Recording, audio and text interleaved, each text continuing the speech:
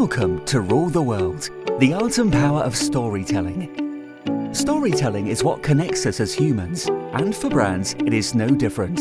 A well-told story can effectively position your brand in the minds and hearts of your audience, and can convert thoughts and feelings into results and revenue.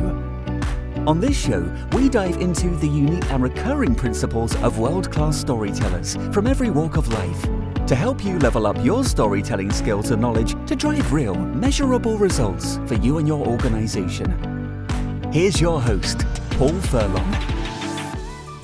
Well, hello and welcome to Rule the World, the art and power of storytelling. My name is Paul Furlong, Creative Director at Opus Media, and today's guest is Hems de Winter.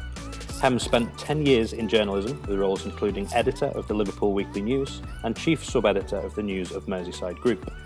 In 1989, he founded de Winter PR. Nearly 30 years later, it had transformed from a small lifestyle business into a highly respected, multi-award-winning agency with a team of 18, 3 offices, global brands, European links, and a national reach. Hems stepped down from the agency 12 months ago to fulfill a passion for sharing with agencies and other organisations his knowledge of what it takes to create and sustain a business for 28 years, how to build, grow and keep a committed team, and how to retain clients, sometimes for decades. His new business, Hems de Winter Consulting, is currently delivering transformational projects for agency leaders and teams, and he describes himself as the luckiest bloke he knows. So hi Hems, welcome to the show. Hello. Thanks for being with us today. It's a pleasure, Paul. Thanks for having me. So I wonder if we could start with you expanding on what I've just said about you a little bit. Tell us a bit more about yourself, what you do, and how story weaves its way into your life. Well, I think stories played a pretty big part in my life. I came over to England when I was about 5 years old. I'm the black sheep of a large family of civil engineers, land reclaimers and dredgers, which is the kind of thing Dutch people do. And my father came over in the 50s, part of a team to start dredging the Mersey. So I kind of got imported all those years ago, and I've been around Merseyside ever since. As far as storytelling is concerned, I guess my storytelling life began in journalism. Started journalism straight from school, and just something that I was absolutely passionate about. And I think one of my biggest thrills at the time was on a Thursday morning when the Witness Weekly News was published and printed, to sit in your archetypal greasy spoon transport caff and watching other people reading what you had written and being absolutely fascinated by watching their reactions and trying to thinking about what is it that has made them read that story, why are they interested in it. And that was just a fascinating start to my storytelling career, I guess. So we've talked about kind of two distinct lives that you had. They're distinct but interconnected, and it's kind of story that connects them. You talked about your journalism, and you've talked about PR with de Winter PR. So let's start with the journalism and get a bit deeper into that. So why is storytelling so important in journalism? I think, I suppose from a commercial point of view, you're trying to sell papers. So you are trying to fill the newspaper with material that interests and engages other people. And I guess that is the starting point. But it's more than just interesting and engaging people. I've developed this understanding that actually what storytelling is all about is how you make people feel. I realised that the chap, it was a truck driver reading the paper that morning in that transport caff. And I got to thinking about what is it that is interesting him? What am I doing to make him actually be interested in what I've written? And I realized then, and I've realized since, it is all about how you make people feel. I clearly made him feel something to make him want to read that story. I elicited some kind of emotion out of him. And I think storytelling is all about eliciting some kind of emotion. It doesn't have to necessarily be a positive emotion. It can be anger, it can be empathy, sympathy, it can be sadness. But I think that's what storytelling is all about. And there's that well-known saying that we're all very familiar with, that people forget what you do for them and people forget what you say to them, but people never forget how you make them feel. And I think that's something that I've tried to use in my PR career as well. how you make clients feel, how you make your colleagues feel, how you make your team feel, and your other stakeholders is really, I think it's absolutely a vital part of running a sustainable business. It's not about just doing good work. It's not about being polite. It's not about customer service and being creative. It's about how you make people feel. And it may sound a bit twee and obvious, but looking back and having the wisdom of the years, that I think is almost what makes the world go round, Paul. So making people feel is the key to journalism. You mentioned that it's the key to PR. Can you tell me a little bit about how story fits into PR? So how PR helps people feel different things? Yeah, absolutely. I mean, what we do is inform and we try and educate, whether we're in journalism or whether we're in PR. We are influencing audiences. We are engaging with audiences. And yes, we're informing them. Yes, we're trying to educate them. Yes, we're trying to get them to do things. We're trying to get them to buy. We're trying to get them to be part of a brand. We're trying to get them to respond or to go onto a website. But actually, to achieve those objectives, which are kind of part of any client brief that you get in PR, you've got to elicit those emotions that actually enable your stakeholders to do that, if that makes any kind of sense. And it's that recurring theme that I've tried to follow. So I wonder if we could dig a bit deeper into the tools that you might use to elicit the response that you want from particular people, be it in journalism, be it in PR. What ingredients do you put into storytelling that are going to make people feel the way that you want them to feel? I think that some of the attributes, I mean, I do a fair amount of speaking these days, and I do quite a lot of talks and lectures at universities. And I think regardless of the audience and whether it's in a PR context or an educational context or in a journalism context, I am absolutely convinced that authenticity, being authentic, being honest, not necessarily having an agenda, being fearless about what you're saying and how you're communicating with people. I think they are absolutely essential ingredients for me in all aspects of storytelling to be effective. I mean, I'm a massive fan of TED Talks. You look at some of the best talks on TED, and I think most of us are aware of that website. The best speakers, the ones that send you away completely absorbed or engaged, are those people who are completely authentic and honest, who don't necessarily have an agenda, but who have a passion for getting their point and their story across. They are the people who you tend to listen to, and it is their content that you tend to remember. And it's as far as possible, the same principles in PR and in journalism. You're trying to put something across that is authentic and that is honest and that is transparent. I think that a lot of campaigns you see these days are contrived. They are not necessarily, there's a lot of spin involved. I question whether they are as authentic as they can be. They are designed and geared towards grasping for short-term commercial gain. They are not necessarily geared towards actually trying to make a difference, trying to add value and be honest. That is what I see. Now, that may be an age thing, but I'm absolutely convinced in my own mind that there's a massive difference between an organization running a campaign purely to make money, to grasp for that short-term commercial gain, and those that are trying to add a sustainable level of added value. Do you think you could give us maybe an example of where you've seen it work really, really well, perhaps a campaign that you've worked on in your career where you've really been able to be authentic without an agenda and be passionate about something, and the results that you've seen from the back of that? Yeah, Paul, but I think it's the kind of subject matter that lends itself to authenticity, and that is in adoption. I've done an awful lot of work in adoption. I've been lucky enough to have 3 or 4 adoption agencies in my client portfolio ever since we started, actually. In fact, one adoption agency was one of my longest standing clients. They were with us for about 18 years. That is an area where you are just being authentic. You don't have to contrive or manipulate.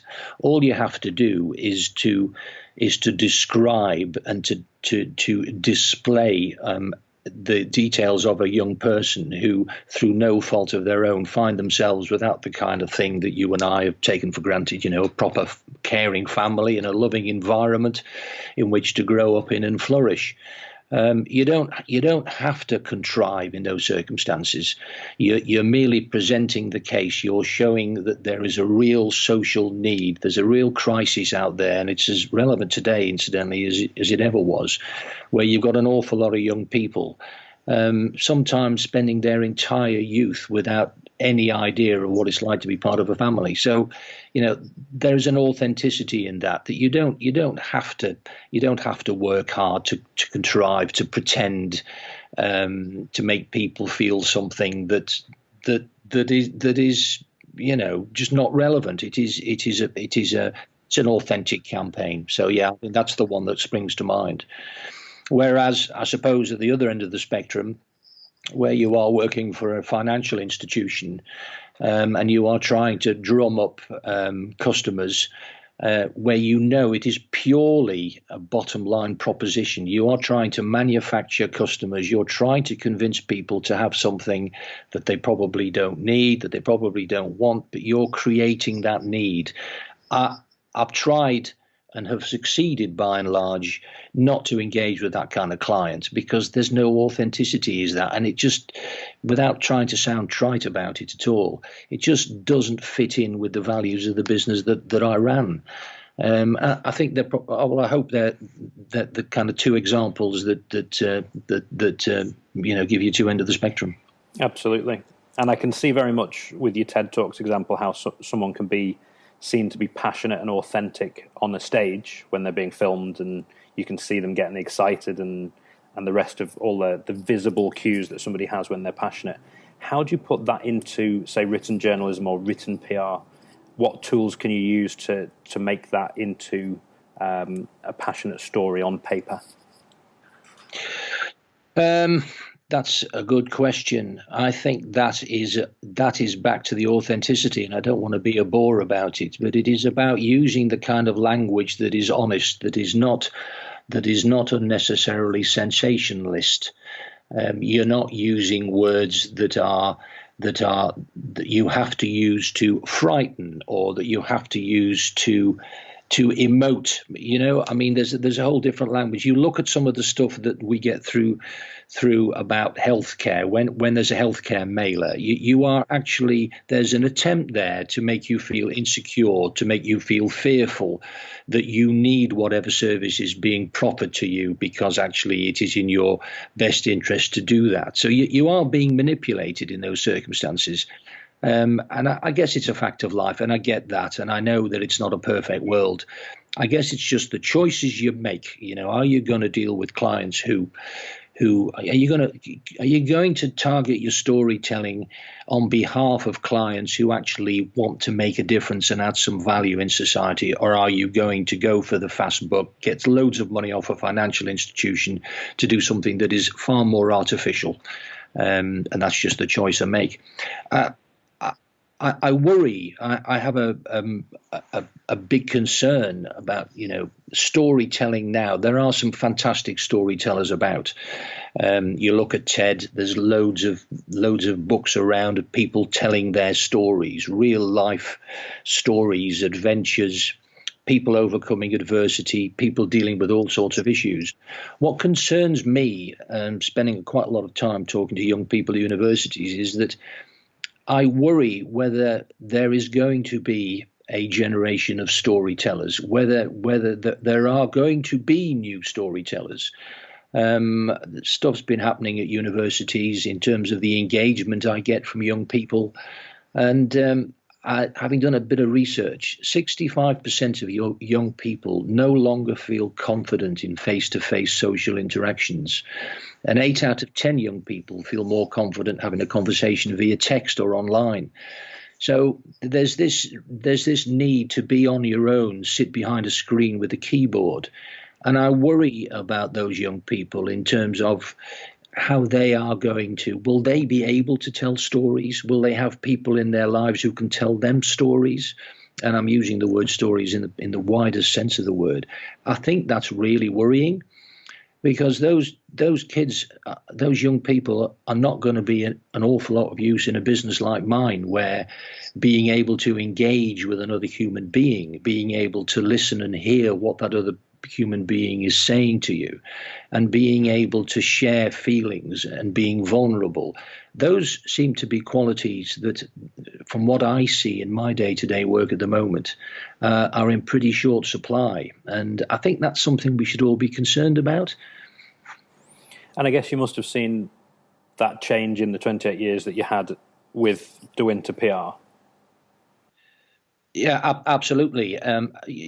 Finding people who have that empathy. When I employed people in my day, I didn't necessarily employ them always for their technical ability and their experience. You can teach people how to write better. You can teach people about social media. You can teach people about web design, or have them go on a course. What you can't teach people is people who are natural communicators, people with empathy, people with social skills, people who want to please other people. And I have always tried to employ people with those qualities, on the basis that I can teach the technical stuff, but I can't teach that natural ability to communicate. And again, where is storytelling going? Are we in trouble? And I worry a bit that we are.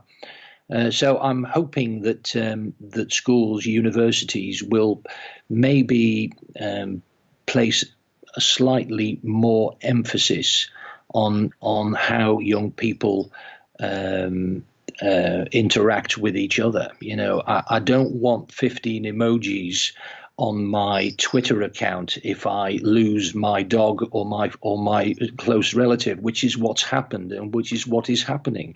I want someone to pick up the phone. I want someone to not be fearful of interacting with me on a personal level. And I think we're losing that, Paul. And as I say, that is something of concern to me.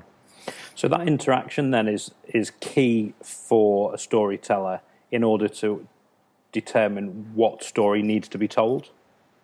I think the more time you spend with other people, the more you understand them, the more empathy you develop, and you understand that however different we all are, we're all treading life's path. We've all got the same challenges. We've all got the same insecurities. We've all got the same fears. And you can't rehearse those with each other either side of a keyboard. That is something you need to do face to face.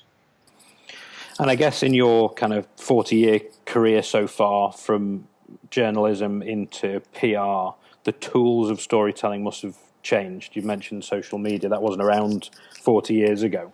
No, the tools changed. Yeah, absolutely, massively. I'm sorry. Yeah, I mean, in the old days. Oh dear, old bloke alert. When I started off, it was all a question of writing press releases and sending them out. That was it. If you wrote your 3 press releases and you sent them out, and it was a bit like casting your bread upon the waters, because there wasn't a lot of science in it at all. You could send in your invoice because you'd actually done those 3 press releases. And how it's changed, not just in all the channels that we now have available, visual, audio, all of them, but actually client expectations too. People aren't interested in what you do. People want to know the impact and the results and the outcomes of what you do. That is how you're measured. It's not outputs, it's outcomes. And those channels, you're quite right, for a storyteller, these channels are a godsend. The ability to blog. I mean, look at the influencers and look at the money that some of our bloggers are making. And some of these are really young people. I think that's fantastic. And maybe that's the saving grace for us, that there are these young people who still can use the written word as a tool. It is an incredible power that writers have, whether you're blogging or whatever you're doing, whatever form of communication you're using. It is an incredible tool, because you have the power to make other people feel stuff and do stuff. And always think that all of us who write for a living in at whatever level realize that we have an immense power, and I think with that comes an immense responsibility. Storytelling isn't just about words. Storytelling's about YouTube. Storytelling's about all sorts of different images, photography. There are stories to be told through dozens of different media, through dozens of different channels. And I guess we are lucky in that respect that we can get our messages out there. But the downside of that is the fake news, where we're using those assets for bad reasons, for bad outcomes. And that responsibility, we really need to drive home for anybody that's writing. Understand the power that you have at your fingertips. Understand the impact you can have on other human beings in terms of how they feel, how they live. We've all the trolling and all the other stuff that we hear that leads to young people taking their own lives. This is part of the same conversation. And that's pretty scary stuff. So, it is. There's good and bad in all these developments. So there are obviously basics to storytelling. We always talk about kind of beginning, middle, end of a story, and various other structural elements. And you've talked about authenticity within the story. How has the change in the channels that you can use to tell the story changed the way that you tell the story, or has the way that you structure and plan and work through the story not changed at all? It's just a different medium that you put it out. I think it's become a lot more sophisticated. You would use a certain style of writing for a newspaper, and you would change that style of writing for the sake of argument, a trade magazine. You would be using a different kind of language if you're trying to get something into a newspaper, and if you're talking to, as I say, a trade magazine that specializes in technical content, you would obviously change your style for that. And it's the same with all the channels. You need to adopt different styles. Writing succinctly, when you've only got a few characters or a few words or 100 words for a short blog, it takes an awful lot of discipline. And I particularly enjoy doing that. I think being disciplined and not rambling, and actually trying to get your point across in a set number of words is a real discipline. It's a real challenge. And that's the beauty of our language, that we can do that. It is a challenge. But if you look at Twitter, there are some unbelievably talented Twitter aficionados out there who can come up with a dozen words that really make you feel something. You don't need large tracts of text to elicit emotion and response. You can do that in a few words, and it's a very clever thing to do. I mean, storytelling, some of the stuff I do with universities is comparing how the Times or the Guardian writes a specific story, and comparing that with how the Sun and the Mirror write those stories. And actually, it's the same story, but it's written in a completely different way for a completely different audience. It doesn't mean that the journalist on the Daily Mirror is any less of a journalist or less talented than his counterpart on the Times. It's just a different way of telling the story. What do you think the key is to writing such a great story and eliciting so much emotion in that kind of maybe 10 or 15 words, like you mentioned in that Twitter post? An understanding of your fellow human being, to understand, it's not about what you want to say sometimes, is it? It's about how the other person wants to receive that information. It's about understanding the kind of words that work on other people. It's, for me, the two most important aspects of it are having an empathy for your fellow man and trying to put yourself in their shoes. I think the other secret is extensive reading.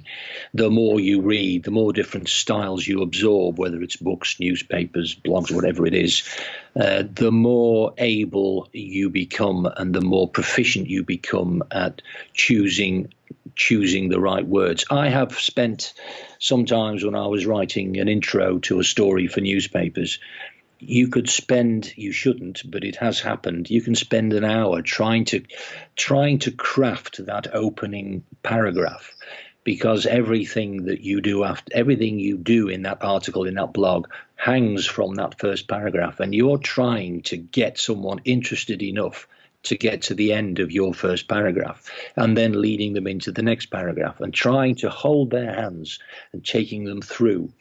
And the ultimate for a journalist or for any writer is to get the reader not to stop after 2 or 3 paragraphs, but actually to read the entire article or the entire blog or the whole book. It is retaining people's interest and keeping them engaged. And that's where the great writers, that's why the great writers are so good. The great columnists, they entertain, they inform, they educate, but they make you feel enough to want you to stay with them, and that's a tremendous gift. And what do you think it is about that gift? What's the key to that? Because you've said all the way through that it's about being authentic and it's about not having a particular agenda.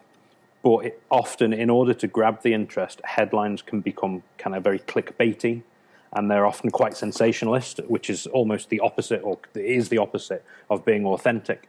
So how can you authentically write a headline that grabs people? What's the key to that? That's the system. I mean, I've been on both sides of the fence. I've been the journalist who just churns out stories all day long and writes about other people or writes commentaries, which is great fun. And you do that responsibly with the desires and aims of the reader in mind. But then I've also been on the other side of the fence, where you are the chief sub, putting together 3 editions of the paper and actually writing those headlines. And it is quite true that there is sometimes a lack of authenticity. You are going for the sensational and writing a headline that you hope will at least get people into that intro that we've just been talking about. I don't know, can I forgive a bad headline? Can I forgive a sensationalist headline? I suppose if there's a greater good and it gets them into a story that might somehow enrich them or inform them or educate them or entertain them, then probably all right. It's probably all right. Just getting back to the story, though, I think that you are at your most engaging, you are at your most powerful, where you are prepared to give of yourself, where you are prepared to be vulnerable enough, either in the spoken word or the written word, to actually reveal something of yourself, to open yourself up, to give of your own experiences. And we're not very good at that, generally speaking. I think the Continentals, being one, they are much more open and able to be more vulnerable and honest with each other, and to tell people how they feel, and to be more open. I don't think we in England and Britain are quite as good as that. But the best presentations I've done, the best stories I've done, the best talks I've given, when people really stop, listen and absorb stuff, is when you are giving of yourself and you are able to be honest about your emotions, how you feel. I think that's really compelling stuff. And some of the best writing and some of the best talks that I've come across are where people are prepared not to close themselves down and write about something because they've been asked to or told to or paid to, but when they're actually giving of themselves and sharing their humanity. I think that's a really powerful thing. So if you could give our listeners one key hint that would make them a better writer, almost to summarize everything that you've said, or maybe something that you've not mentioned yet, and something to make them a better storyteller, what would that be? The ability to give of yourself, if that isn't too vague a notion, to do what I've just been talking about being prepared to share how you genuinely feel about something, and reading more. I think that arsenal of words and phrases. I think they are the two things for me. Being really authentic, open, vulnerable, and fearless. I think, to be honest and to be vulnerable, you do need to be fearless. You've got to be so confident in yourself that really you don't mind what people think, because you're just telling people how you feel. That is a really compelling story right there. This is how I feel, Paul. This is how I feel about this subject. This is why. This is what's happened to me.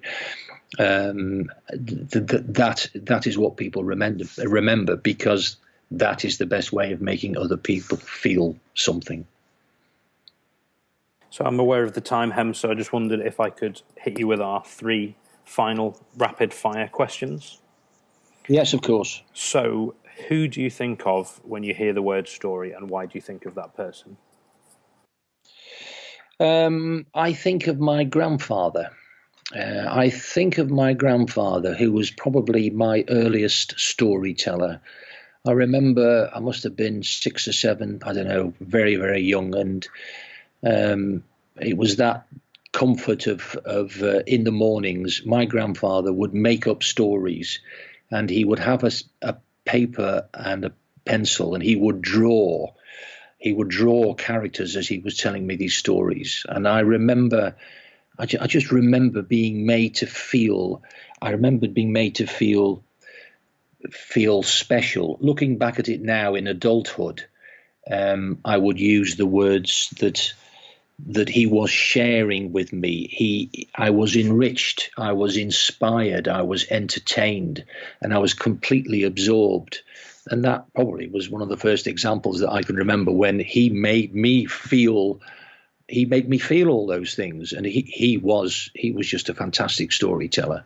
He had a tone of voice. He was able to make up these they were probably ridiculous stories, but they didn't half entertain me. And what a great start to the day to have your granddad doing an illustrated story. Marvelous, absolutely marvelous. And you've mentioned TED Talks already, but can you recommend any other good books or websites or blogs or podcasts specifically about storytelling that would make us better at it? I really like TED Talks. I mean, I think TED, there's a chap called John Wooden.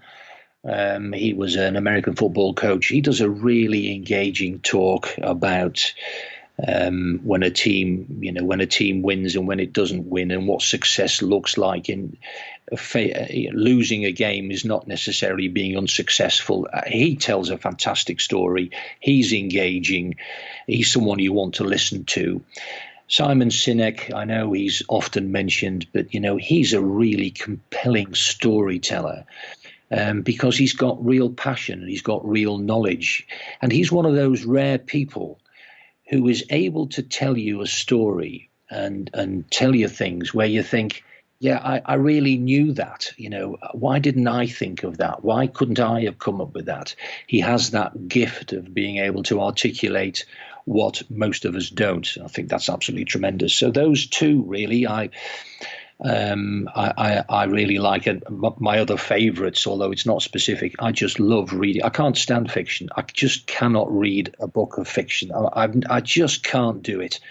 But what I'm interested in is my fellow human being, and people who go on adventures, who achieve things, who overcome adversity, who climb Everest, who survive unspeakable challenges in personal lives, adventurers, people who really learn about themselves. They are the ones I want to read about, because they're real, and that'll do for me. And finally, Hems, where can we find out more about you? Where can we find you online? Where can we interact with you? Well, I'm ploughing a new furrow, working with other businesses and other agencies, and trying to share all the stuff that I've learned over the last 40 odd years in PR and in journalism. So my website is it's hemsdewinter, all one word, .co.uk, and my Twitter is at dewinter_hems. They're my main channels at the moment. Brilliant. Well, it's been wonderful talking to you today, Hems, and I hope that you've had fun talking to us, and I hope we can do it again soon sometime. I've had a great time, great opportunity to share this time with you, Paul, you've made me feel very welcome. So there you go, and thanks very much indeed.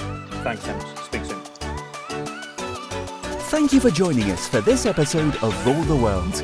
Be sure to rate, review and subscribe to the show, and visit weareopusmedia.com for more resources based on today's topic, as well as access to more episodes that will help you develop your storytelling abilities. That's weareopusmedia.com. Thank you, and see you next time.